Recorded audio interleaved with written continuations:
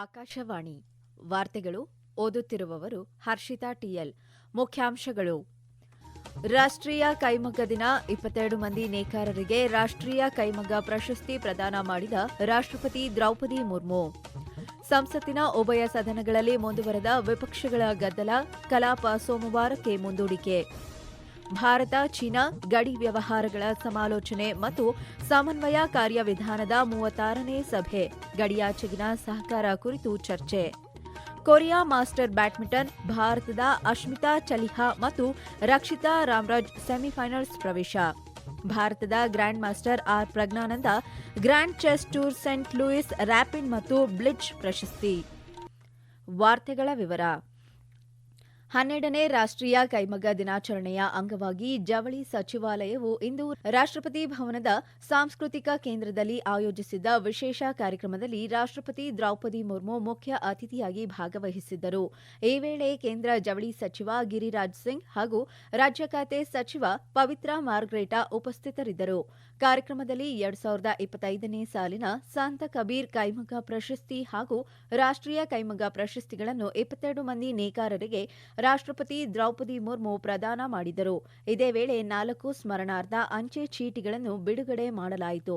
1905ರ August 7ರಂದು ಆರಂಭವಾದ ಸ್ವದೇಶಿ ಚಳುವಳಿಯನ್ನು ಸ್ಮರಿಸುವ ಸಲುವಾಗಿ ಪ್ರತಿ ವರ್ಷ ಆಗಸ್ಟ್ 7ರಂದು ರಾಷ್ಟ್ರೀಯ ಕೈಮಗ್ಗ ದಿನ ಆಚರಿಸಲಾಗುತ್ತದೆ.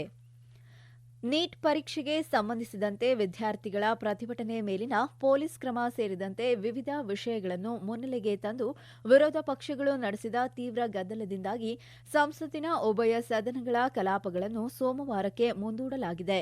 ಇಂದು ಬೆಳಗ್ಗೆ 11 ಗಂಟೆಗೆ ಲೋಕಸಭೆ ಸಮಾವೇಶಗೊಳ್ಳುತ್ತಿದ್ದಂತೆ ಲೋಕಸಭಾಧ್ಯಕ್ಷ ಓಂ ಬಿರ್ಲಾ ಕ್ವಿಟ್ ಇಂಡಿಯಾ ಚಳುವಳಿಯ 84ನೇ ವಾರ್ಷಿಕೋತ್ಸವದ ಅಂಗವಾಗಿ ಮಹಾತ್ಮ ಗಾಂಧೀಜಿ ಸೇರಿದಂತೆ ದೇಶದ ಸ್ವಾತಂತ್ರ್ಯ ಸಂಗ್ರಾಮದ ತಪಸ್ವಿಗಳು ಹಾಗೂ ಅಮರ ಹುತಾತ್ಮರಿಗೆ ಶ್ರದ್ಧಾಂಜಲಿ ಸಲ್ಲಿಸಿದರು. ಬಳಿಕ ಪ್ರಶ್ನೋತ್ತರ ಕಲಾಪ ಕೈಗೆತ್ತಿಕೊಳ್ಳಲು ಯತ್ನಿಸಿದಾಗ ವಿದ್ಯಾರ್ಥಿಗಳ ಪ್ರತಿಭಟನೆ ಮೇಲಿನ ಪೊಲೀಸ್ ಕ್ರಮದ ಕುರಿತು ಕೇಂದ್ರ ಗೃಹ ಸಚಿವ ಅಮಿತ್ ಶಾ ಅವರಿಂದ ಹೇಳಿಕೆಗೆ ಆಗ್ರಹಿಸಿ ವಿಪಕ್ಷ ಸದಸ್ಯರು ಗದ್ದಲ ಎಬ್ಬಿಸಿದರು. ಪ್ರಶ್ನೋತ್ತರ ಕಲಾಪ ಸಂಸತ್ತಿನ ಮುಖ್ಯ ಅಂಗ ಎಂದು ಸಭಾಧ್ಯಕ್ಷರು ಮನವರಿಕೆ ಮಾಡಿಕೊಡಲು ಯತ್ನಿಸಿದರಾದರೂ ಕಲಾಪಕ್ಕೆ ಅಡ್ಡಿಯುಂಟಾದ ಹಿನ್ನೆಲೆ ಮೊದಲಿಗೆ ಮಧ್ಯಾಹ್ನ 12 ಗಂಟೆಯವರೆಗೆ ಸದನವನ್ನು ಮುಂದೂಡಲಾಯಿತು. ಮತ್ತೊಂದೆಡೆ ರಾಜ್ಯಸಭೆಯಲ್ಲೂ ಸಭಾಪತಿ ಸಿಪಿ ರಾಧಾಕೃಷ್ಣನ್ ಅವರು ಕ್ವಿಟ್ ಇಂಡಿಯಾ ಚಳುವಳಿಯ ಐತಿಹಾಸಿಕ ಮಹತ್ವವನ್ನು ಸ್ಮರಿಸಿ ಹುತಾತ್ಮರಿಗೆ ಗೌರವ ನಮನ ಸಲ್ಲಿಸಿದರು. ಬಳಿಕ ಸಚಿವರು ವಿವಿಧ ಇಲಾಖೆ ಸಂಬಂಧಿಸಿದ ಸಂಸದೀಯ ಕಾಯಂ ಸಮಿತಿಗಳನ್ನು ವರದಿಗಳನ್ನು ಸದನದಲ್ಲಿ ಮಂಡಿಸಿದರು. ಶೂನ್ಯ ವೇಳೆಯ ಸಂದರ್ಭದಲ್ಲಿ ವಿಪಕ್ಷಗಳ ಘೋಷಣೆ ಮತ್ತು ಗದ್ದಲ ಮುಂದುವರೆದ ಕಾರಣ ಸಭಾಪತಿಯವರು ರಾಜ್ಯಸಭೆಯನ್ನು ಮೊದಲಿಗೆ ಮಧ್ಯಾಹ್ನ 12 ಗಂಟೆಗೆ, ನಂತರ ದಿನದ ಮಟ್ಟಿಗೆ ಮುಂದೂಡಿದರು. ಪ್ರಧಾನಮಂತ್ರಿ ನರೇಂದ್ರ ಮೋದಿ ಅವರು ಇಂದು ತಮ್ಮ ನಿವಾಸದಲ್ಲಿ ಎನ್ಡಿಎಗೆ ಇತ್ತೀಚೆಗೆ ಸೇರ್ಪಡೆಗೊಂಡ ವಿವಿಧ ಪಕ್ಷಗಳ ಸಂಸದರೊಂದಿಗೆ ಉಪಹಾರ ಕೂಟ ಸಭೆ ಹಾಗೂ ಸಭೆಯನ್ನು ಆಯೋಜಿಸಿದ್ದರು. ಎನ್ಸಿಪಿಐ ಮತ್ತು ಶಿವಸೇನೆಯ ಸಂಸದರು ಸಭೆಯಲ್ಲಿ ಭಾಗವಹಿಸಿದ್ದರು. ಸಭೆಯ ಬಳಿಕ ಸಂಸತ್ ಆವರಣದಲ್ಲಿ ಸುದ್ದಿಗಾರರೊಂದಿಗೆ ಮಾತನಾಡಿದ ಶಿವಸೇನೆ ಸಂಸದೆ ಜ್ಯೋತಿ ಸಾವಿತ್ರಿ ನಾಗನಾಥ್ ವಾಘ್ಮೊರೆ, ಸಂಸತ್ತಿನಲ್ಲಿ ಪದೇ ಪದೇ ನಡೆಯುವ ಅಡಚಣೆಗಳಿಂದಾಗಿ ಹೊಸ ಆಯ್ಕೆಯಾದ ಹಾಗೂ ಪ್ರತಿಭಾವಂತ ಸದಸ್ಯರಿಗೆ ತಮ್ಮ ಅಭಿಪ್ರಾಯ ಮಂಡಿಸಲು ಅವಕಾಶ ಸಿಗುತ್ತಿಲ್ಲ ಎಂದು ಪ್ರಧಾನಿ ಕಳವಳ ವ್ಯಕ್ತಪಡಿಸಿರುವುದನ್ನು ತಿಳಿಸಿದರು. ಎನ್ಡಿಎಗೆ ಸಂಬಂಧಿಸಿದ ಎಲ್ಲರನ್ನೂ ಪ್ರಧಾನಿ ಮೋದಿ ಸ್ವಾಗತಿಸಿ ರಾಷ್ಟ್ರ ನಿರ್ಮಾಣದಲ್ಲಿ ಸಂಸದರು ಪರಿಣಾಮಕಾರಿಯಾಗಿ ಹೇಗೆ ಕೊಡುಗೆ ನೀಡಬೇಕು ಎಂಬುದರ ಕುರಿತು ಮಾರ್ಗದರ್ಶನ ನೀಡಿದರು ಎಂದು ಎನ್ಸಿಪಿಐ ಸಂಸದೆ ಶತಾಬ್ದಿ ರಾಯ್ ಹೇಳಿದ್ದಾರೆ. ಪ್ರಧಾನಮಂತ್ರಿ ನರೇಂದ್ರ ಮೋದಿ ಅವರು ನಾಳೆ ಭಾರತೀಯ ತಂತ್ರಜ್ಞಾನ ಸಂಸ್ಥೆ ಐಐಟಿ ದೆಹಲಿಯ 57ನೇ ಘಟಿಕೋತ್ಸವ ಸಮಾರಂಭವನ್ನು ಉದ್ದೇಶಿಸಿ ಮಾತನಾಡಲಿದ್ದಾರೆ. 587 ಪಿಎಚ್ಡಿ ವಿದ್ಯಾರ್ಥಿಗಳು ಸೇರಿದಂತೆ 3,000ಕ್ಕೂ ಹೆಚ್ಚು ಪದವೀಧರರು ಸಮಾರಂಭದಲ್ಲಿ ಪದವಿ ಸ್ವೀಕರಿಸಲಿದ್ದಾರೆ. ಪ್ರತಿಭಾವಂತ ವಿದ್ಯಾರ್ಥಿಗಳಿಗೆ ರಾಷ್ಟ್ರಪತಿ ಚಿನ್ನದ ಪದಕ, ನಿರ್ದೇಶಕರ ಚಿನ್ನದ ಪದಕ, ಶಂಕರ್ ದಯಾಳ್ ಶರ್ಮಾ ಚಿನ್ನದ ಪದಕ ಸೇರಿದಂತೆ ವಿವಿಧ ಗೌರವಗಳನ್ನು ಪ್ರಧಾನಿ ಪ್ರದಾನ ಮಾಡಲಿದ್ದಾರೆ. ಇದೇ ಸಂದರ್ಭದಲ್ಲಿ ಐಐಟಿ ದೆಹಲಿಯ ಸೋನಿಪತ್ ಆವರಣದಲ್ಲಿ ಸ್ಥಾಪಿಸಿರುವ ಕೃತಕ ಬುದ್ಧಿಮತ್ತೆ ಆಧಾರಿತ ಉನ್ನತ ಕಾರ್ಯಕ್ಷಮತೆಯ ಸೂಪರ್ ಕಂಪ್ಯೂಟಿಂಗ್ ಸೌಲಭ್ಯ ಪರಂ ಪ್ರಜ್ಞಾವನ್ನು ಪ್ರಧಾನಿ ಉದ್ಘಾಟಿಸಲಿದ್ದಾರೆ. ಈ ವಾರ್ತೆಗಳನ್ನು ಆಕಾಶವಾಣಿಯಿಂದ ಕೇಳುತ್ತಿದ್ದೀರಿ. ನಮ್ಮ ಎಲ್ಲಾ ರಾಷ್ಟ್ರೀಯ ವಾರ್ತೆಗಳು ಹಾಗೂ ಪ್ರದೇಶ ಸಮಾಚಾರ ಈಗ ಆಕಾಶವಾಣಿ ನ್ಯೂಸ್ ಕನ್ನಡ ಯೂಟ್ಯೂಬ್ ಚಾನೆಲ್ನಲ್ಲಿ ಲಭ್ಯ. ನಮ್ಮ ಎಕ್ಸ್ ಖಾತೆ ಮತ್ತು ಇನ್ಸ್ಟಾಗ್ರಾಂ ಖಾತೆ ಆಕಾಶವಾಣಿ ನ್ಯೂಸ್ ಕನ್ನಡ. ಹೆಚ್ಚಿನ ಮಾಹಿತಿಗಾಗಿ ನಮ್ಮ ಫೇಸ್ಬುಕ್ ಖಾತೆ AIR ಕನ್ನಡ ನ್ಯೂಸ್ ಅನುಸರಿಸಿ.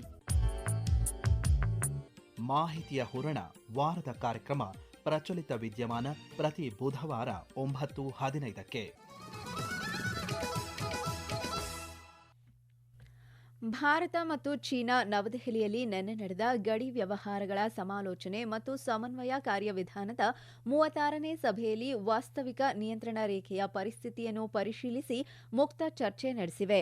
ಈ ಕುರಿತು ಇಂದು ಹೇಳಿಕೆ ಬಿಡುಗಡೆ ಮಾಡಿರುವ ಸಚಿವಾಲಯ, ಗಡಿ ಗುರುತಿಸುವಿಕೆ, ಗಡಿ ನಿರ್ವಹಣೆ, ಕಾರ್ಯವಿಧಾನಗಳ ನಿರ್ಮಾಣ ಹಾಗೂ ಗಡಿಯಾಚೆಗಿನ ಸಹಕಾರ ಸೇರಿದಂತೆ ವಿವಿಧ ವಿಷಯಗಳ ಕುರಿತು ಉಭಯ ದೇಶಗಳು ಚರ್ಚಿಸಿವೆ. ಗಡಿ ಪ್ರದೇಶಗಳಲ್ಲಿ ಶಾಂತಿ ಮತ್ತು ಸೌಹಾರ್ದತೆ ಕಾಪಾಡುವುದು ದ್ವಿಪಕ್ಷೀಯ ಬಾಂಧವ್ಯದ ಸಮಗ್ರ ಅಭಿವೃದ್ಧಿಗೆ ಅಗತ್ಯ ಎಂಬುದನ್ನು ಒತ್ತಿ ಹೇಳಲಾಗಿದೆ ಎಂದು ತಿಳಿಸಿದೆ.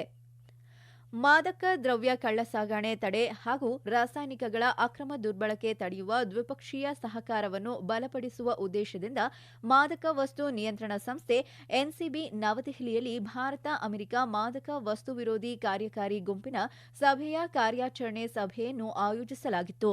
ನಿನ್ನೆ ಹೈಬ್ರಿಡ್ ಮಾದರಿಯಲ್ಲಿ ನಡೆದ ಈ ಉನ್ನತ ಮಟ್ಟದ ಸಭೆಯಲ್ಲಿ ಎರಡೂ ದೇಶಗಳ ಪ್ರಮುಖ ತನಿಖಾ ಹಾಗೂ ಆಡಳಿತಾತ್ಮಕ ಸಂಸ್ಥೆಗಳ ಪ್ರತಿನಿಧಿಗಳು ಭಾಗವಹಿಸಿದ್ದರು. ಕವಿ ಗುರುದೇವ ರವೀಂದ್ರನಾಥ ಟಾಗೋರ್ ಅವರ ಪುಣ್ಯತಿಥಿಯಂದು ಅವರಿಗೆ ಕೇಂದ್ರ ಗೃಹ ಸಚಿವ ಅಮಿತ್ ಶಾ ಗೌರವ ನಮನ ಸಲ್ಲಿಸಿದ್ದಾರೆ. ಟಾಗೋರ್ ತಮ್ಮ ಬರಹಗಳ ಮೂಲಕ ಭಾರತದ ಆತ್ಮಕ್ಕೆ ಧ್ವನಿ ನೀಡಿ ಸ್ವಾತಂತ್ರ್ಯ ಚಳುವಳಿಯಲ್ಲಿನ ಹೊಸ ಜಾಗೃತಿ ಮೂಡಿಸಿದರು ಎಂದು ಹೇಳಿದ್ದಾರೆ. ಟ್ಯಾಗೋರ್ ಅವರ ಅಮರ ಕೃತಿ ಜನಗಣಮನ ದೇಶದ ಏಕೀಕೃತ ಪ್ರಜ್ಞೆ ಮತ್ತು ಸ್ವಾಭಿಮಾನದ ಸಂಕೇತವಾಗಿದೆ. ವಿಶ್ವಭಾರತಿ ವಿಶ್ವವಿದ್ಯಾಲಯ ಸ್ಥಾಪಿಸುವ ಮೂಲಕ ಭಾರತೀಯ ಸಂಸ್ಕೃತಿ, ತತ್ವಶಾಸ್ತ್ರ ಮತ್ತು ಶಿಕ್ಷಣದ ಕೀರ್ತಿಯನ್ನು ಜಾಗತಿಕ ಮಟ್ಟಕ್ಕೆ ಕೊಂಡೊಯ್ದರು ಎಂದು ಸಚಿವರು ಸ್ಮರಿಸಿದ್ದಾರೆ. ನೀಟ್ ಯುಜಿ 2026 ಪ್ರಶ್ನೆ ಪತ್ರಿಕೆ ಸೋರಿಕೆ ಪ್ರಕರಣದಲ್ಲಿ ರಾಷ್ಟ್ರೀಯ ಪರೀಕ್ಷಾ ಸಂಸ್ಥೆಯ ಎನ್ಟಿಎ ತೀವ್ರ ಭದ್ರತಾ ಲೋಪಗಳನ್ನು ಸಿಬಿಐ ತನ್ನ ದೋಷಾರೋಪ ಪಟ್ಟಿಯಲ್ಲಿ ಬಹಿರಂಗಪಡಿಸಿದೆ. ಗೌಪ್ಯ ವಿಭಾಗದಲ್ಲಿ ದೈಹಿಕ ತಪಾಸಣೆ ಮತ್ತು ಲೈವ್ ಸಿಸಿಟಿವಿ ಉಸ್ತುವಾರಿ ಇಲ್ಲದುದನ್ನು ದುರ್ಬಳಕೆ ಮಾಡಿಕೊಂಡ ಎನ್ಟಿಎಯ 3 ವಿಷಯ ತಜ್ಞರು ಮೇ 3ರ ಪರೀಕ್ಷೆಗೂ ಮುನ್ನವೇ ರಸಾಯನಶಾಸ್ತ್ರ, ಜೀವಶಾಸ್ತ್ರ ಮತ್ತು ಭೌತಶಾಸ್ತ್ರದ ಪ್ರಶ್ನೆಗಳನ್ನು ಕಾಗದದ ಚೂರುಗಳಲ್ಲಿ ಹಾಗೂ ನೆನಪಿನಲ್ಲಿಟ್ಟುಕೊಂಡು ಹೊರಸಾಗಿಸಿದ್ದಾರೆ ಎಂದು ಆರೋಪಿಸಲಾಗಿದೆ. ದಕ್ಷಿಣ ಕೊರಿಯಾ ಅಸ್ಸಾಂನಲ್ಲಿ ನಡೆಯುತ್ತಿರುವ ಕೊರಿಯಾ ಮಾಸ್ಟರ್ಸ್ ಬ್ಯಾಡ್ಮಿಂಟನ್ ಪಂದ್ಯಾವಳಿಯ ಮಹಿಳಾ ಸಿಂಗಲ್ಸ್ ವಿಭಾಗದಲ್ಲಿ ಭಾರತದ ಅಶ್ಮಿತಾ ಚಲಿಹಾ ಮತ್ತು ರಕ್ಷಿತಾ ರಾಮ್ರಾಜ್ ಸೆಮಿಫೈನಲ್ಸ್ ಪ್ರವೇಶಿಸಿದ್ದಾರೆ.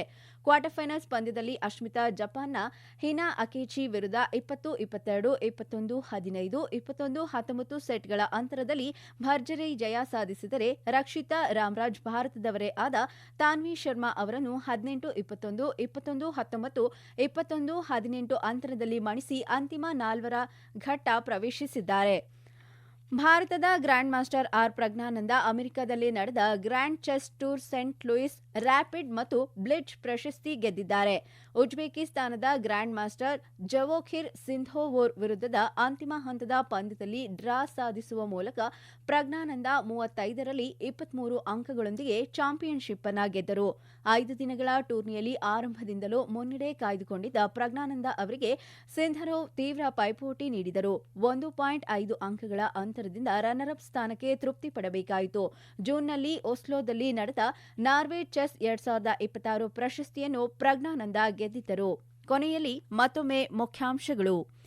ರಾಷ್ಟ್ರೀಯ ಕೈಮಗ್ಗ ದಿನ, 22 ಮಂದಿ ನೇಕಾರರಿಗೆ ರಾಷ್ಟ್ರೀಯ ಕೈಮಗ್ಗ ಪ್ರಶಸ್ತಿ ಪ್ರದಾನ ಮಾಡಿದ ರಾಷ್ಟ್ರಪತಿ ದ್ರೌಪದಿ ಮುರ್ಮು. ಸಂಸತ್ತಿನ ಉಭಯ ಸದನಗಳಲ್ಲಿ ಮುಂದುವರೆದ ವಿಪಕ್ಷಗಳ ಗದ್ದಲ, ಕಲಾಪ ಸೋಮವಾರಕ್ಕೆ ಮುಂದೂಡಿಕೆ. ಭಾರತ ಚೀನಾ ಗಡಿ ವ್ಯವಹಾರಗಳ ಸಮಾಲೋಚನೆ ಮತ್ತು ಸಮನ್ವಯ ಕಾರ್ಯವಿಧಾನದ 36ನೇ ಸಭೆ, ಗಡಿಯಾಚೆಗಿನ ಸಹಕಾರ ಕುರಿತು ಚರ್ಚೆ. ಕೊರಿಯಾ ಮಾಸ್ಟರ್ ಬ್ಯಾಡ್ಮಿಂಟನ್, ಭಾರತದ ಅಶ್ಮಿತಾ ಚಲಿಹಾ ಮತ್ತು ರಕ್ಷಿತಾ ರಾಮ್ರಾಜ್ ಸೆಮಿಫೈನಲ್ಸ್ ಪ್ರವೇಶ. ಭಾರತದ ಗ್ರ್ಯಾಂಡ್ ಮಾಸ್ಟರ್ ಪ್ರಜ್ಞಾನಂದಾಗೆ grand chess tour Saint Louis rapid ಮತ್ತು ಬ್ಲಿಟ್ಜ್ ಪ್ರಶಸ್ತಿ. ಇಲ್ಲಿಗೆ ವಾರ್ತಾ ಪ್ರಸಾರ ಮುಕ್ತಾಯವಾಯಿತು. ನಮ್ಮ ಮುಂದಿನ ವಾರ್ತಾ ಪ್ರಸಾರ ಮಧ್ಯಾಹ್ನ 2:30ಕ್ಕೆ.